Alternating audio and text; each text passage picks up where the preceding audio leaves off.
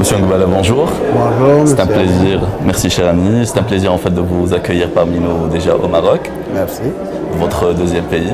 Je sais que vous avez une affinité très particulière par rapport au Royaume du Maroc, donc c'est un plaisir de vous accueillir parmi nous. Merci. Permettez-moi de vous remercier déjà de l'honneur que vous nous faites de nous visiter également et de participer activement à cette première édition du Congrès africain de la logistique et du transport. Une initiative qui a l'honneur d'être sous le haut patronage de Sa Majesté le roi Mohammed VI. Amen.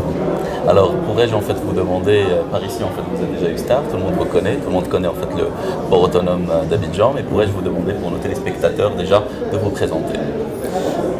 Merci, monsieur Amin. Je suis Ngbala Kwasi Etienne, le cas c'est Kwasi. Je suis ingénieur statisticien économiste et directeur général adjoint du port autonome d'Abidjan. Magnifique. Voilà. Alors on ne présente justement plus en fait le port autonome d'Abidjan. On a vu en fait l'engouement que tous nos partenaires ont eu pour vous, pour apprendre votre expérience. Et j'ai cru entendre qu'il y avait en fait de belles perspectives de coopération à pourvoir entre vous et entre le port de Tangemet déjà. D'accord.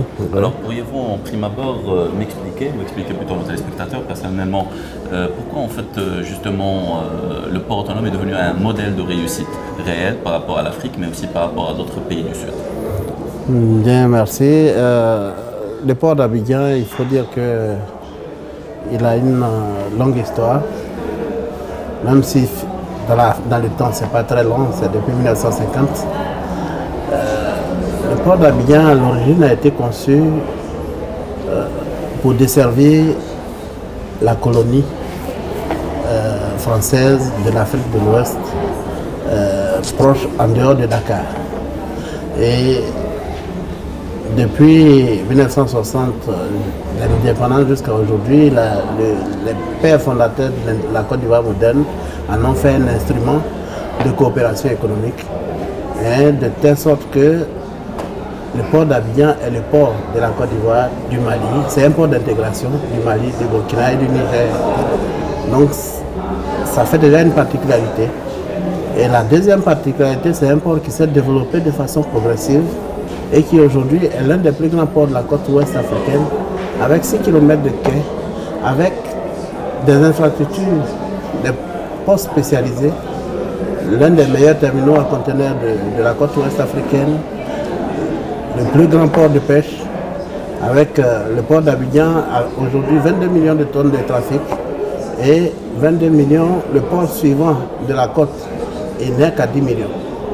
Donc vous voyez déjà l'écart. Impressionnant. Donc ça fait que le port d'Abidjan est un instrument économique fondamental, non seulement pour l'économie de la Côte d'Ivoire, mais pour l'économie sous-régionale. Quand on sait que la Côte d'Ivoire, l'économie ivoirienne représente 40% du PIB des pays de l'Union économique et monétaire de l'Afrique de l'Ouest. Donc déjà, c'est... Maintenant, par rapport au Maroc, qu'est-ce qu'on fait? Il faut dire que le Maroc et la Côte d'Ivoire ont beaucoup de similitudes. C'est des pays qui ont envie d'avancer. Et ça fait que les ports aussi ont envie de se développer, d'être toujours les leaders dans leur secteur.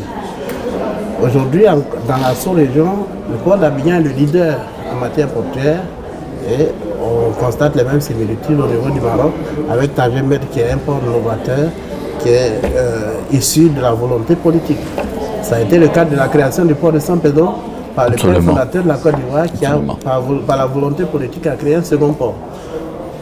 Je ne m'attarde pas dessus, mais qu'est-ce qu'on doit faire ensemble avec le Maroc pour réussir ensemble? C'est ça qui est le fondamental. Et sur ce point, depuis les visites de notre cher président, le président Alassane Ouattara au Maroc et du roi Sa Majesté le roi Mohammed VI en Côte d'Ivoire, je crois que beaucoup de chantiers sont ouverts et particulièrement dans les domaines portuaires, des accords de coopération ont été signés avec les ports marocains, l'Office national des ports marocains, et que ce soit dans les domaines de l'apport technologique mutuel, mais aussi dans le domaine de la formation. Beaucoup de nos cadres sont formés aujourd'hui au Maroc.